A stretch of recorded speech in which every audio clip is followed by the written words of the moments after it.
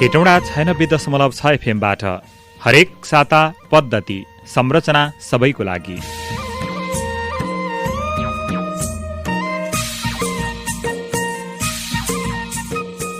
नमस्कार, रेडियो पत्रिका पद्धतिमा तपाईलाई स्वागत छ। म जीवराज बखरेल र म उषा थामी। अकाउन्टेबिलिटी ल्याब र हेटौँडा 96.6 FM-ले संयुक्त रूपमा उत्पादन गरेको रेडियो पत्रिका पद्धति सबैका लागि संरचना निर्माणमा सघाउ पुर्याउने एउटा अभियान हो। सक्रिय नागरिक, जिम्मेवार नेतृत्व अनि जवाफदेही संरचना निर्माणमा केन्द्रित रहेर हामी यो कार्यक्रम तयार पार्छौं। रेडियो पत्रिका पद्धति तपाईले हरेक मंगलबार बिहान 7:30 बजेदेखि 8 बजेसम्म यसै समयमा सुन्न सक्नुहुनेछ। यो कार्यक्रमको पुनः प्रसारण तपाईले बुधबार साँझ 7:30 बजेदेखि 8 बजेसम्म सुन्न सक्नुहुनेछ। कोरोना भाइरस महामारी र त्यसको संक्रमण विस्तार रोक्न लगाइएका लकडाउनको सबैभन्दा धेरै घातक असर मानिसहरूको जीविकामा परेको छ। नेपालमा यी कारण 15 लाख भन्दा धेरै मानिसले रोजगारी गुमाएको हुन सक्ने विवरणहरू सार्वजनिक भएका छन्। करिब 80 लाख मानिस कुनै न कुनै काममा अल्झिएको अनि थप मानिसहरू अनौपचारिक क्षेत्र भनिने अभिलेखमा नदेखिने रोजगारीमा सामेल भएको मानिन्छ। विदेशबाट रोजगारी गुमाएर स्वदेश फर्कनेको संख्या पनि उल्लेख्य छ। यसरी बेरोजगार भएका वा रोजगार नपाएका युवाहरूलाई रोजगारको अवसर प्रदान गर्न सरकारले विभिन्न कार्यक्रमहरू अघि सारेको छ। रेडियो पत्रिका पद्धतिभित्र कोभिड सन्देश, नेतृत्व संवादका साथमा नागरिकका आवाज समेटिनेछन्। कार्यक्रम पद्धति कोरोना महामारीले पारेको प्रभाव सम्बोधनमा नागरिक र नेतृत्वबीच सहकार्यको सेतु पहिल्याउने अभियान हो। हाम्रो नजिकको सहयोगी स्थानीय सरकारले बेरोजगारलाई रोजगारको अवसर प्रदान गर्न तथा रोजगारीसँग जोड्न के कस्ता काम गरिरहेको छ, त्यस्ता कार्यक्रमहरू कसका लागि हुन्, बेरोजगार युवाहरूले कसरी लाभ लिन सक्छन् भन्ने विषयको खोजी गर्नेछौं। त्यस्तै स्थानीय सरकारले दिने अवसर वा सहयोग प्राप्त गर्न के कस्तो प्रक्रिया पूरा गर्नुपर्छ र पहुँच नभएका सर्वसाधारण युवाहरूले यस्ता सरकारी कार्यक्रमहरूबाट कसरी लाभ लिन सक्छन्, यिनै प्रश्नको जवाफमा केन्द्रित रहनेछ आजको रेडियो पत्रिका पद्धति। आजको अङ्क हामीले कोरोनाको प्रभाव पश्चात रोजगारीको अवस्था र अवसरको खोजी गर्नेछौं। महामारीका बीच धेरै युवाहरूले रोजगारी गुमाउनु पर्यो। विदेशिएकाहरू नेपाल आए, जाने वातावरण मिलेन। घरमै बसेका युवाहरूको मनमा एउटै प्रश्न छ, अब के गर्ने? मकवानपुरका स्थानीय तहले युवा लक्षित कार्यक्रमहरू ल्याएका छन्। युवाहरूका यिनै चिन्ताको सम्बोधनका लागि स्थानीय तहहरूले के गरिरहेका छन्, यो विषयमा छलफल गर्नेछौं। चमेली, ए चमेली, के छ अलि चल्ली? रेडियो सुनिरहेको छु बिरे दाइ। हैन त्यसले तिम्रो आँखाले भने लौ न, बिरे नभन न, बिरेमान भन न हो, बिरेमान। अनि के भन्छ त तिम्रो रेडियोले? के भन्नु नि बिरे, कोरोनाको नरमाइलो लागिरहेको बेला रमाइलो कुरा सुन्न पाइन्छ भने लौ अलि ठुलो बनाउ न त, हामी पनि सुनौ के रहेछ त्यस्तो कुरा। लु लु लु सुनौ न त, सँगै बसेर सुनाऊ।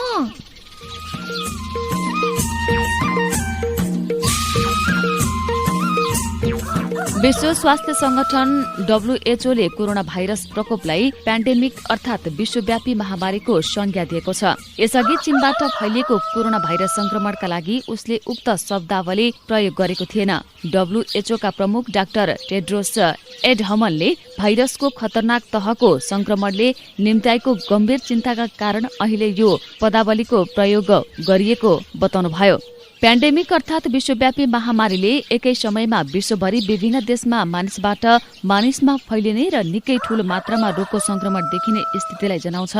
पछिल्लो समय सन् 2019मा स्वाइन फ्लू विश्वव्यापी महामारीका रूपमा फैलिएको थियो। त्यसबाट हजारौं मानिसले ज्यान गुमाएको विज्ञहरूको ठम्याइ छ। यदि नयाँ भाइरसको उत्पत्ति भएको छ र त्यसले मानिसलाई सजिलै संक्रमण गर्न सक्छ तथा प्रभावशाली ढंगले निरन्तर मानिसबाट मानिसमा सर्न सक्छ भने विश्वव्यापी महामारी फैलन सक्छ। कोरोना भाइरसको अहिलेको प्रकोपमा यी सबै विशेषता छन्। अहिलेसम्म कुनै खोप वा उपचारले रोक्न नसक्ने उक्त संक्रमणको नियन्त्रण महत्त्वपूर्ण भएको छ।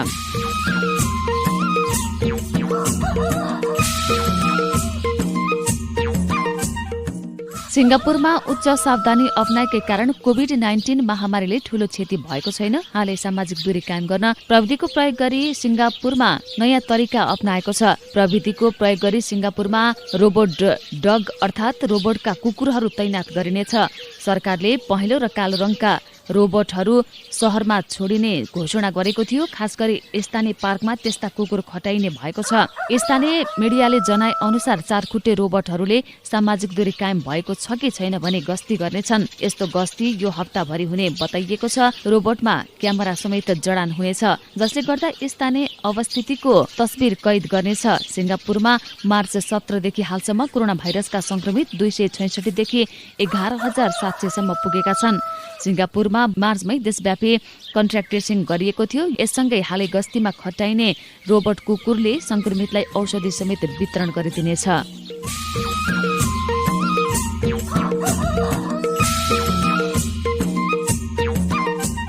कोभिड-19 पत्ता लगाउन विशेष रूपमा तालिम दिएका र सुँघेर विभिन्न कुराहरू पत्ता लगाउने कुकुरलाई कोरोना भाइरस विरुद्धको लडाईँमा सहयोग पुग्ने ठानिएको छ। स्वेच्छाले आफ्नो नमुना दिन चाहने यात्रुहरू यो परीक्षणमा सहभागी भएका छन्। यो परीक्षणले आशाजनक परिणाम देखाएको त्यसका अनुसन्धानकर्ताले बताएका छन्। तर अहिलेसम्म कुकुरसँग कोरोना भाइरस पत्ता लगाउन सक्ने क्षमता भएको स्वतन्त्र रूपमा प्रमाणित भइसकेको छैन।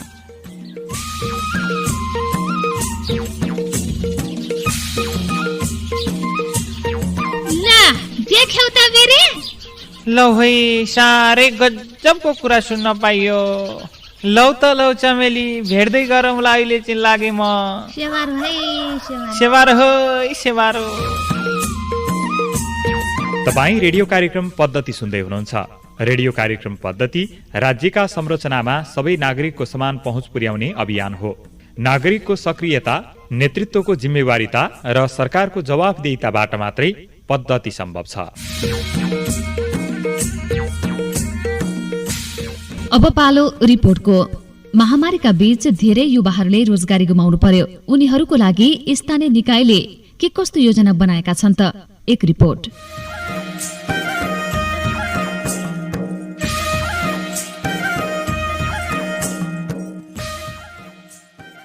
युवा शक्ति जनसङ्ख्याको सर्वाधिक सक्रिय, ऊर्जावान र गतिशील समूह पनि हो। हरेक देशको विकास र प्रगतिमा युवाहरूको योगदान नै प्रमुख हुने गरेको छ। तर नेपालमा यो पुस्ता विदेशी नै क्रम बढेको छ। नेपालमा रहेर केही गर्ने योजना बनाएकाहरू पनि लगानीको अभावमा समस्या भोगिरहेका छन्। हेटौडा 1 का सुरज लामा। स्थानीय निकायले हामी जस्ता युवाहरू जो म 5 वर्ष साउदीमा बसेर आएँ, यहाँ केही गर्छु भन्दाखेरि ब्याङ्कहरूले, सहकारीहरूले त्यति वास्ता नदिएको हुँदाखेरि मलाई अगाडि बढ्नलाई अलिक गाह्रो भयो।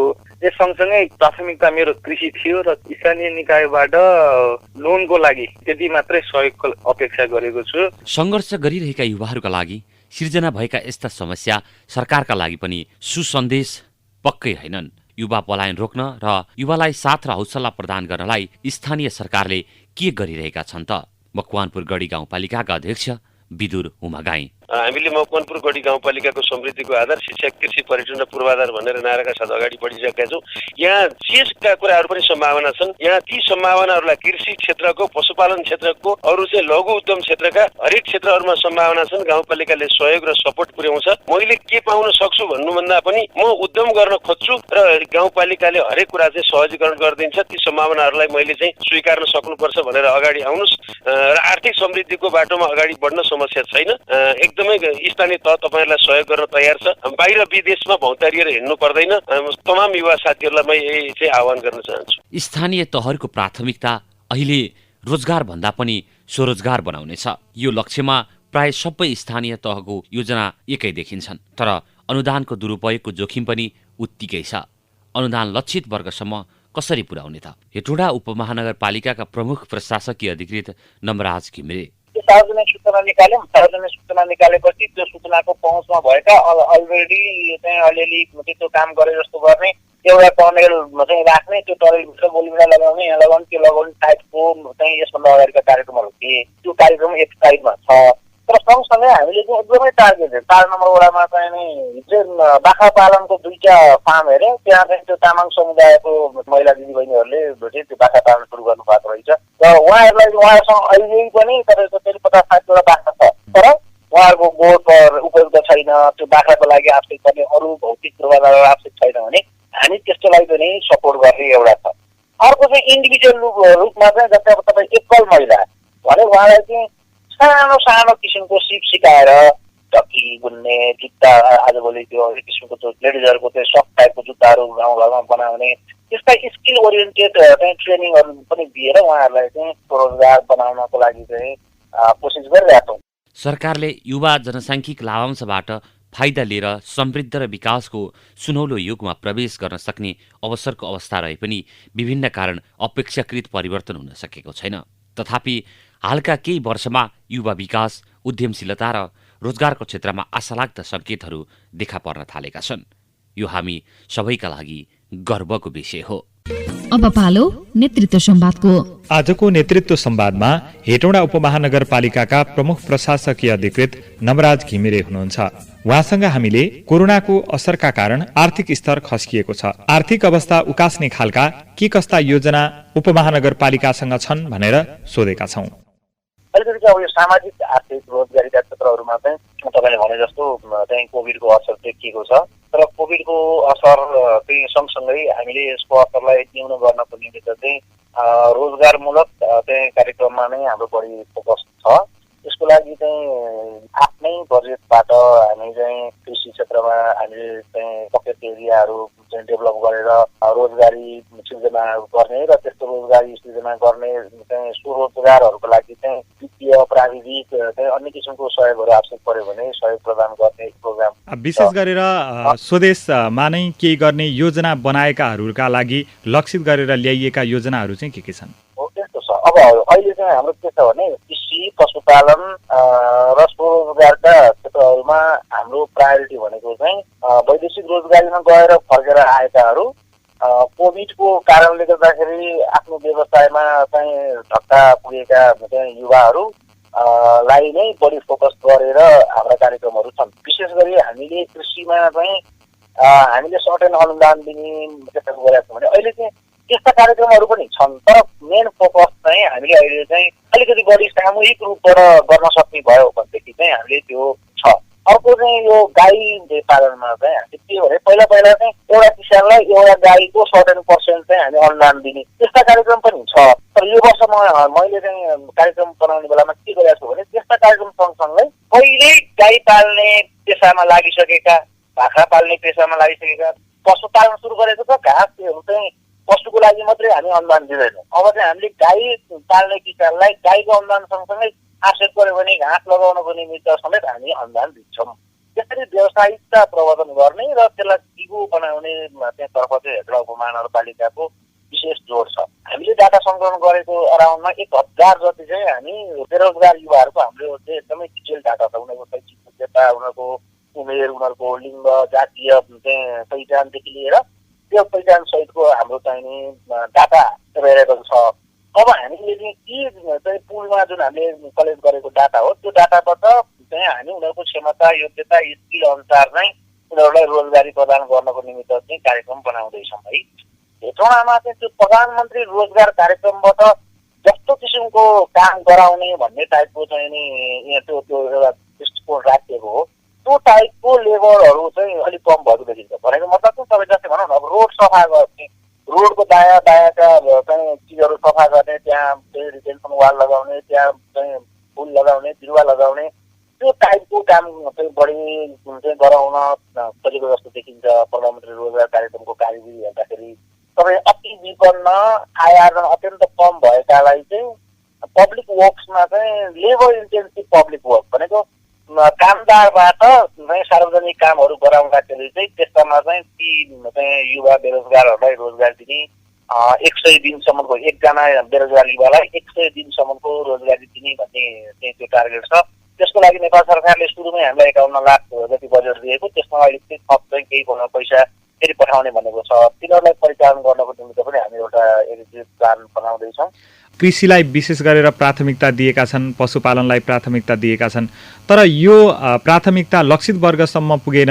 लक्षित वर्गहरू यसको विषयमा अनभिज्ञ छन्, टाठाबाठाले मात्रै पाए भन्ने गुनासो पनि आउने गरेको छ। यसमा चाहिँ लक्षित वर्गले नै प्राप्त गर्ने गरी चाहिँ कसरी काम गरिरहनु हो। भएको? अब यसलाई के भन्नुभयो भन्नु होला भने यसभन्दा अगाडि चाहिँ त्यो सार्वजनिक सूचना निकाल्यौँ। सार्वजनिक सूचना निकालेपछि त्यो सूचनाको पहुँचमा भएका अलरेडी चाहिँ अलिअलि त्यो काम गरे जस्तो गर्ने एउटा टनेल चाहिँ राख्ने, त्यो टनेलभित्र गोलीबिना लगाउने, यहाँ लगाउने, त्यो लगाउने टाइपको चाहिँ यसभन्दा अगाडिका कार्यक्रमहरू थिए। त्यस्तो कार्यक्रम पनि छ अहिले, त्यो कार्यक्रम एक साइडमा छ। तर सँगसँगै हामीले चाहिँ एकदमै टार्गेटेड 4 नम्बर वडामा चाहिँ हिजो बाख्रा पालनको 2टा फार्म हेऱ्यौँ। त्यहाँ चाहिँ त्यो तामाङ समुदायको चाहिँ महिला दिदीबहिनीहरूले चाहिँ त्यो बाख्रा पालन सुरु गर्नु भएको रहेछ।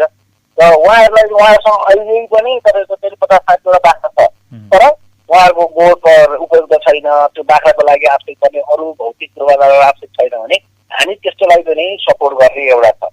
अर्को चाहिँ इन्डिभिजुअल रूपमा चाहिँ जस्तै अब तपाईँ एकल महिला जो चाहिँ नि अत्यन्त गरिब चाहिँ हुनुहुन्छ, उहाँसँग चाहिँ नि आफ्नो व्यवसाय गर्ने केही ठाउँ पनि छैन, त्यो पनि बारी पनि छैन भने उहाँलाई चाहिँ सानो सानो किसिमको सिप सिकाएर, साधारण किसिमको सिप सिकाएर त्यो सिपबाट चाहिँ उहाँ आफैलाई स्वरोजगार सृजना गर्ने, जस्तै टक्की बुन्ने, डोक्टा के अरे त्यो जुत्ता आजभोलि त्यो एक किसिमको त्यो लेडिजहरूको त्यो सफ्ट टाइपको जुत्ताहरू गाउँघरमा बनाउने, त्यस्ता स्किल ओरिएन्टेड चाहिँ ट्रेनिङहरू पनि दिएर उहाँहरूलाई चाहिँ त्यसरी पनि हामीले चाहिँ स्वरोजगार बनाउनको लागि चाहिँ कोसिस गरिरहेका छौँ। त्यसको लागि हाम्रो डाटा त्यही हामीले जुन डाटा लिएका छौँ त्यो डाटामा त्यस्ता मान्छेहरू पनि छन्। त्यो डाटामा तपाईँ 12 क्लास पास गरेका, ब्याचलर्स पास गरेका चाहिँ स्किल चाहिँ कुनै स्किल भएका मान्छेहरू पनि छन्।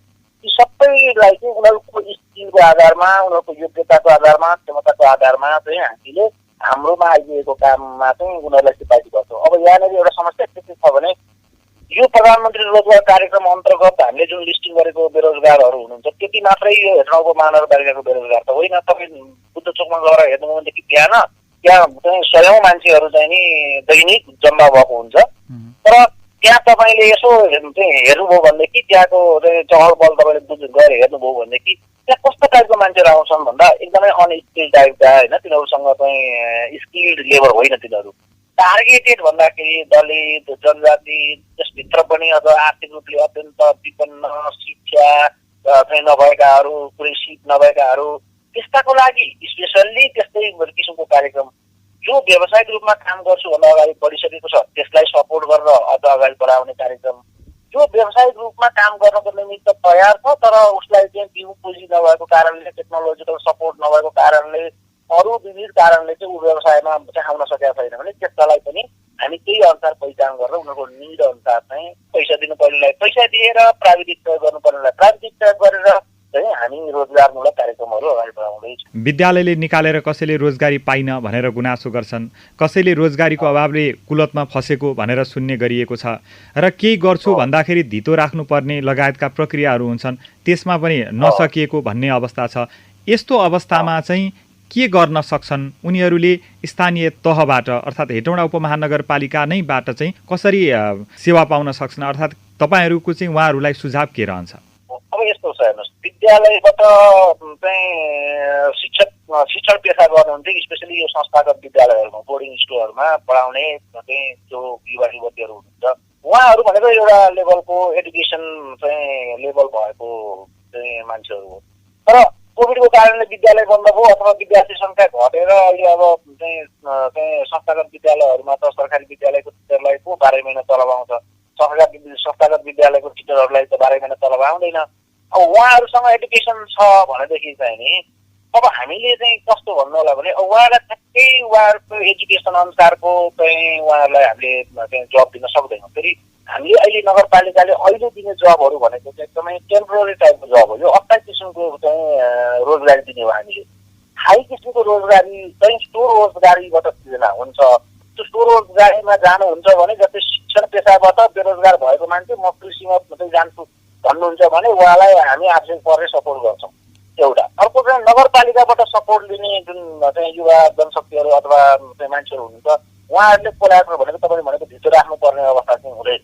उहाँहरूलाई चाहिँ हामी सामूहिक जमानीमा दिने हो। त्यो धितो भनेकै सामूहिक जमानी हो। समूह बनाएर त्यो समूहका मेम्बरहरूको चाहिँ धितोमा हामीले सहकारी मार्फत अथवा समूह मार्फत अथवा टोल चाहिँ समूह मार्फत हामी त्यो सामाजिक कम्युनिटीलाई नै मोबिलाइज गरेर चाहिँ हामी गर्छौँ है एउटा त्यो। अर्को तपाईँले भने जस्तो चाहिँ नि अब कुनै उद्योगमा काम गर्थेँ, उद्योग बन्द भयो कोभिडको कारणले, अब म चाहिँ नि बेरोजगार भएँ भनेपछि उसले उद्योगमा कस्तो काम गर्थ्यो, अब त्यसलाई चाहिँ उसले के गर्न सक्छ, उसँग पनि केही न केही त प्लान हुनु पर्यो।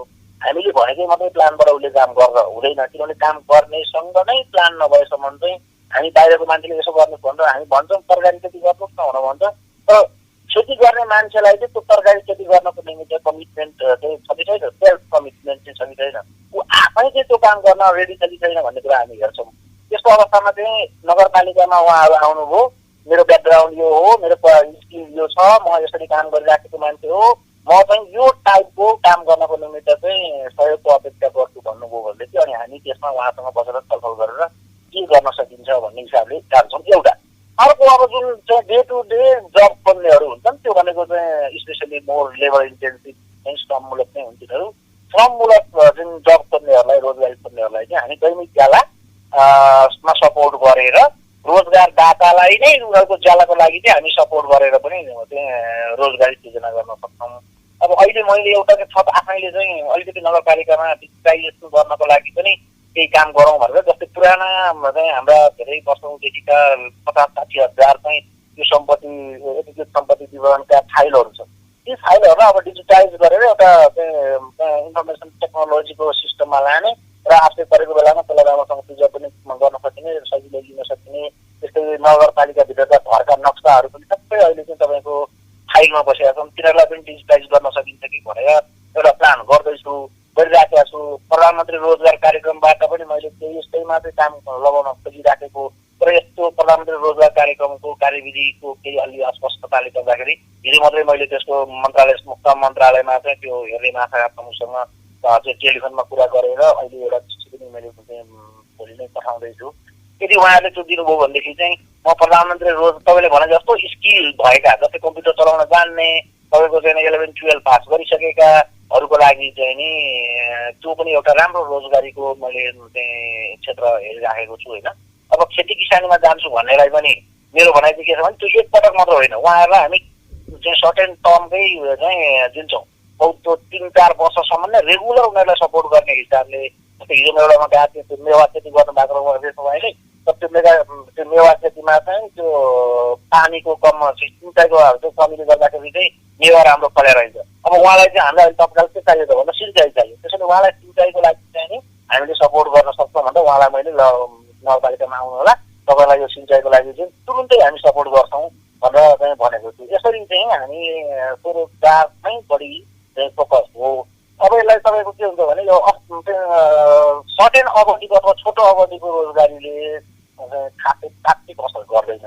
यसलाई चाहिँ दीर्घकालीन रोजगारीमा तपाईँले ढाल्न नसकेसम्म हेर्नुहोस्, त्यो आज रोजगारी दियो 100 दिनको रोजगारीले त्यो मान्छे चाहिँ 100 दिन मात्रै पाइने हो क्या, किनभने हामीले दिने ज्यालाले चाहिँ बचत गरेर उसले बाँकी रहेको समय पाल्न सक्छ, आफूलाई चलाउन, घर परिवार चलाउन सक्छ भन्ने अवस्था छैन।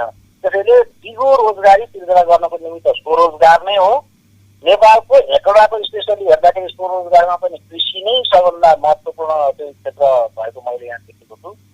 त्यसले गर्दाखेरि त्यो सेक्टरमा काम गर्न चाहन्छु भन्ने युवाहरूलाई चाहिँ हामी कुनै पनि बेला चाहिँ कुनै पनि किसिमको सहयोग गर्नको निमित्त रेडी छौँ। सामान्य प्रशासन मन्त्रालयले पनि स्थानीय स्तरमा रहेका बेरोजगार युवाहरूको सङ्ख्या अनि उनीहरूको योग्यता सिपको लगत लिनका लागि स्थानीय तहलाई पत्राचार पनि गरेको थियो। अहिले हेटौडाको सन्दर्भमा चाहिँ यसको अवस्था कस्तो छ?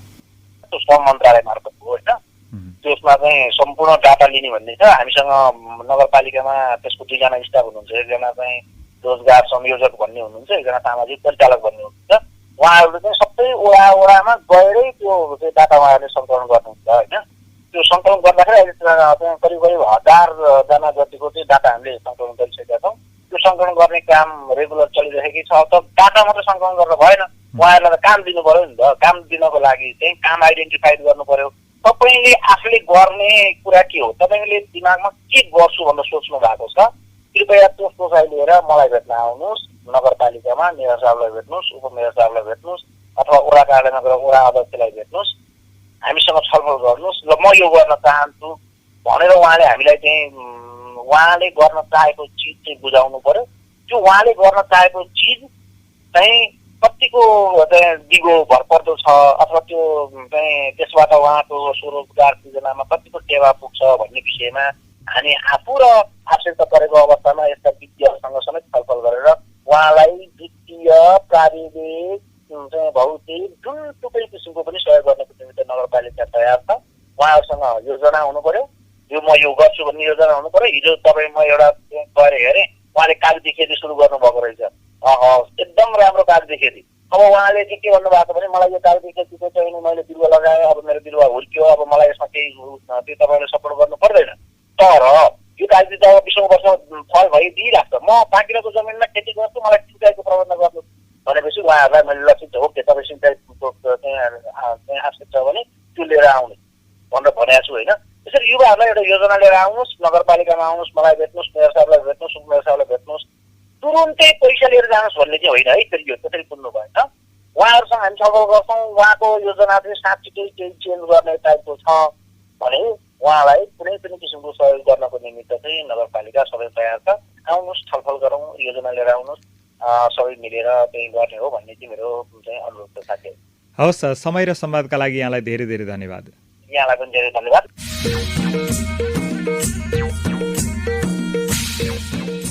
नेतृत्व संवादपछि अब पालो नागरिक आवाजको। आजको नागरिक आवाजमा हामीले तपाईले आफ्नै आवाजमा रेकर्ड गराउनु भएको युवा लक्षित कार्यक्रमको विषयका गुनासा, सल्लाह, सुझाव र प्रतिक्रियालाई लिएका छौं।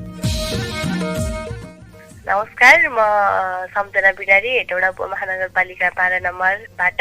नेपाल सरकारले ल्याएको प्रधानमन्त्री रोजगार कार्यक्रममा अहिलेसम्म सबै स्थानीय तहहरू, सबै वडाहरूमा बेरोजगार व्यक्तिहरूले फर्म भर्नको लागि अनुरोध गरेको थियो र सबैले फर्म पनि भर्नुभएको थियो। अहिलेसम्म कतिजनाले रोजगारी पाउनुभयो। हरेक वर्ष 3 महिना रोजगार दिने, 3 महिना रोजगार पाएपछि उहाँहरूलाई खानको लागि गाह्रो हुँदैन, खानालाई 1 वर्षसम्म पुग्छ भन्ने कुराहरू पनि आएको थियो। अहिलेसम्म कतिजनाले रोजगार पाउनुभयो, के रोजगार, कस्तो कस्तो रोजगार दिनुभयो, त्यो गरिब र खान नपाउने बेरोजगार व्यक्तिहरूको घरमा चुलो बलेको छ त, हेर्नु भएको छ हजुरहरूले? नमस्कार, मेरो नाम सौजन ऋषि, म सियान पुनर्स्थापना केन्द्र युवाको एउटा सामुदायिक कार्यमा लागेको एक अभियन्ता हुँ। विशेष गरी अहिलेको सन्दर्भमा युवाहरूमध्ये ती विद्यार्थीहरू जो एसएलसीसम्म पुग्दैनन् अथवा बिचमै पढाइ छोडेर कुनै ठाउँमा चाहिँ जान्छन्, लागु औषधको दुरुपयोग वा दुर्व्यसनमा लागेर पनि ड्रप आउट भएको हुन सक्छन्। अर्को रहन्छ आर्थिक अवस्था कमजोर भएको कारणले पनि हुन सक्छ। युवाको मनोविज्ञान बुझ्ने खालको, उनीहरूलाई परामर्श हुने खालको, उनीहरूको त्यो खालको शिक्षा प्रणालीलाई विकास गरेर अगाडि लान सक्यौँ भने पक्कै पनि एउटा ठुलो परिवर्तन हुन्छ जस्तो मलाई लाग्छ। र युवाको प्रतिनिधित्व गर्न सक्ने व्यक्तिहरू वा सङ्घ संस्थालाई पनि समावेश गरेर कार्य योजनाहरू छलफलको माध्यमबाट गर्न सक्यौँ भने त्यो धेरै मात्रामा चाहिँ सहयोगपूर्ण हुन्छ जस्तो मलाई लाग्छ। र मानवीय सेवा, मनोविज्ञान बुझेर युवाहरूको सहकार्यमा, युवाहरूको समन्वयमा र युवाहरूको सहभागितामा गर्न सक्यौँ भने पक्कै पनि राम्रो हुन्छ। अब हामी कार्यक्रम पद्धतिको अन्त्यमा आइपुगेका छौं। रोजगारी गुमाएर विदेशबाट फर्किएका वा नेपालमै पनि रोजगारीको खोजीमा रहेकाहरूले अब स्वरोजगार बन्ने माध्यम खोज्न सक्छन्। उनीहरूका लागि स्थानीय सरकारले विभिन्न सहयोग गरेको छ। कृषि क्षेत्रमा होस् या पशुपालन, युवाले आफूले गर्ने कामको योजना बनाएर स्थानीय तहसँग त्यसको लागि आवश्यक सहयोग मागेर स्वरोजगार बन्न सक्छन्। त्यसको लागि स्थानीय तहहरूले बजेट छुट्याएका छन्। हाम्रो नजिकको सहयोगी स्थानीय सरकारले बेरोजगारहरूलाई रोजगारको अवसर प्रदान गर्न तथा रोजगारीसँग जोड्न के कस्ता काम गरिरहेको छ, बेरोजगार युवाहरूले कसरी लाभ लिन सक्छन् भन्ने विषयको खोजी गरेका छौं। रेडियो पत्रिका पद्धतिको उत्पादन र प्रसारण अमेरिकी जनताको सहयोगबाट सम्भव भएको हो। यो कार्यक्रम USAID को सहयोग तथा NDI को वित्तीय र प्राविधिक सहयोगमा अकाउन्टेबिलिटी ल्याब र हेटौडा FM ले संयुक्त रूपमा तयार पारेको कार्यक्रम हो। कार्यक्रम उत्पादनमा सहयोग उपलब्ध गराउने USAID र NDI लाई धेरै धेरै धन्यवाद। आजको कार्यक्रम तपाईलाई कस्तो लाग्यो? प्रतिक्रिया र सुझाव दिन नभुल्नुहोला। हामी तपाईकै सुझाव र प्रतिक्रियाको आधारमा कार्यक्रमका आगामी अङ्क तयार पार्ने प्रयास गर्नेछौं। सुझाव वा प्रतिक्रियाका लागि तपाईले हामीलाई हाम्रो फेसबुक पेज facebook.com/हेटौडा मा गएर मेसेज लेख्न सक्नुहुनेछ अथवा hetauda@gmail.com मा गएर इमेल गर्न सक्नुहुनेछ। यस्तै हाम्रो टेलिफोन नम्बर 98 550 1388 मा पनि फोन गर्न सक्नुहुनेछ। हवस् त आजको कार्यक्रमबाट उत्पादन समूहका सम्पूर्ण साथीहरूसँगै म जीवराज बखरेल र म उषा थामी पनि बिदा माग्छौं। आउने हप्ता अर्को एउटा महत्त्वपूर्ण विषय लिएर आउने नै छौं। नमस्कार।